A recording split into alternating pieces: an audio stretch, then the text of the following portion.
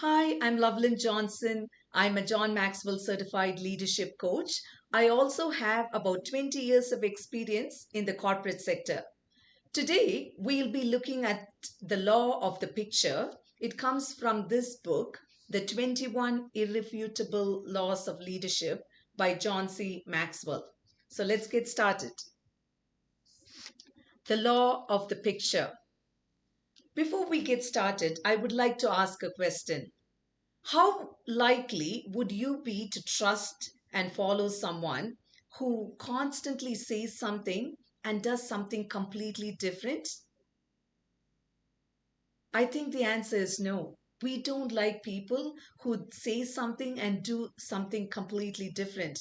We want people who walk the walk, not just talk the talk. The law of the picture states people do what people see.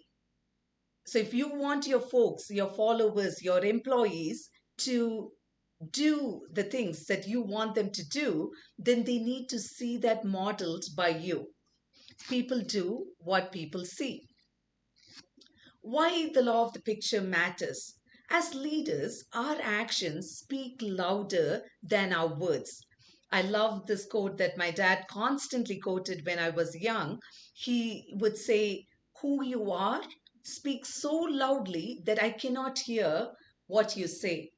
That's what happens as a leader when our who we are as a person is so loud and clear that our words have no meaning. If we want to be trusted, we need to be trusted people ourselves. If we need to set the behavior for our team by modeling it ourselves.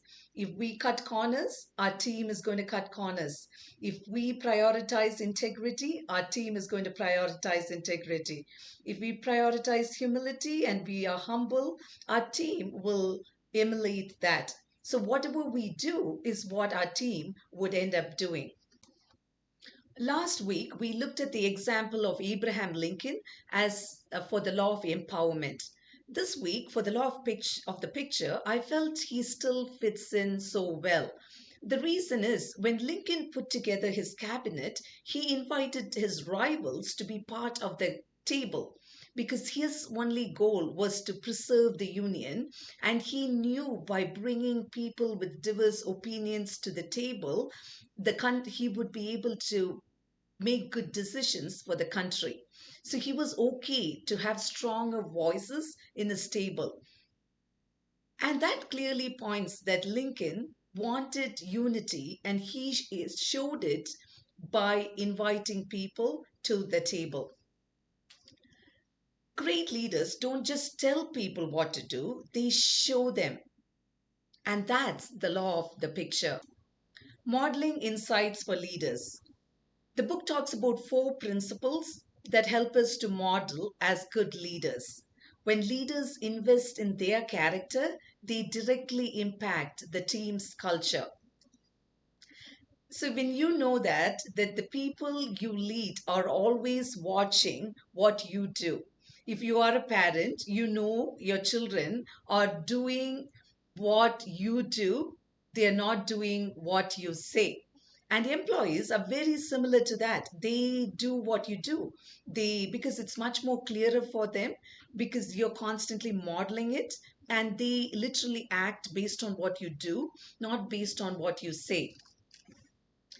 And as leaders, we know it's much easier to teach than to do what is right because it's easier to say something than to do something. And that I remember again, parents, we say that don't do as I do, but do as I say. But children would have none of it. I love the quote by Norman Vincent Peale. He says, "Nothing is more confusing than people who give good advice but set a bad example." So it's so easy to give good advice, but when you set a bad example, it's so confusing for your followers to understand what you are truly saying. And John says, nothing is more convincing than people who give good advice and set a good example. So it's very clear you're saying something, you're doing the same thing. It's so easy for people to understand what you really mean. The third principle is work on changing yourself first.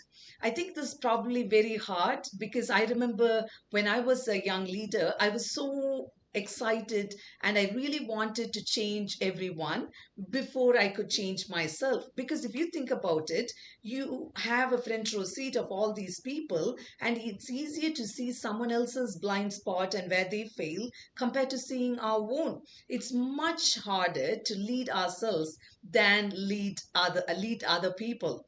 The following is an epitaph of an Anglican bishop who lived in the 11th century. When I was young and free, my imagination had no limits. I dreamed of changing the world. As I grew older and wiser, I discovered the world would not change. So I shortened my sight somewhat and decided to change only my country. But it too seemed immovable as I grew in my twilight years. In one desperate attempt, I settled for changing my family, those closest to me. But alas, they would have none of it.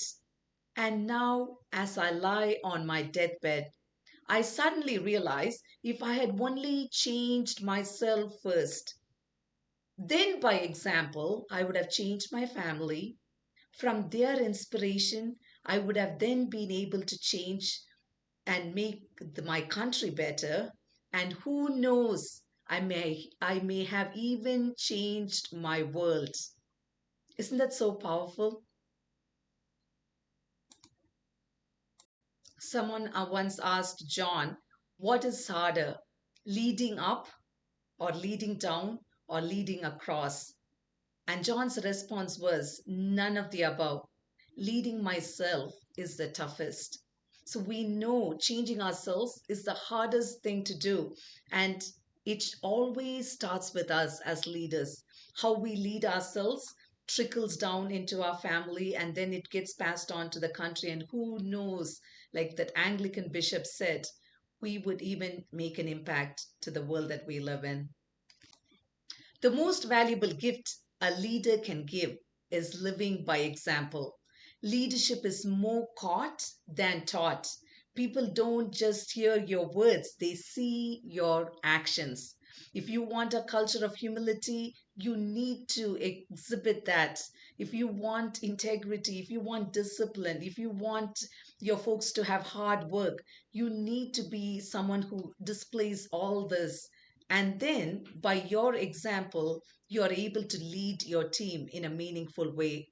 And if you want to change your world, you need to change yourself first. Applying the law of picture. The number one thing is self awareness and reflection. You need to constantly look at your strengths, the areas of growth, and your weaknesses, and ask yourself, how are you showing up as a leader? Do a character audit, list your values, and think about ways in which you showed up this past month. Did you do what you said you would do? And that would reveal a lot about you. Seek feedback. Ask your friends, colleagues, family members, and get their feedback and understand what they are saying. If they are saying something that you disagree, just ask clarifying questions and leave it there. Take some time to reflect, and if that makes sense, make some changes in your life. Another way to assess where you stand is look at your team members and ask yourself where they are failing.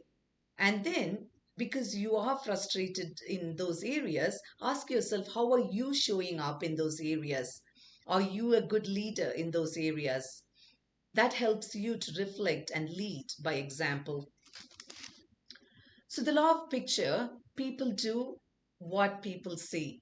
If you are a hard worker, you're going to get hard workers in your team. If you're a humble person, you're going to get people with great humility in your team. And if you are a positive person, that's what you're going to get. So, people do what people see. A question for you. What's one behavior you can model to improve your leadership? Next week, we are going to be talking about the law of buy in. I hope you found this session helpful. Thank you.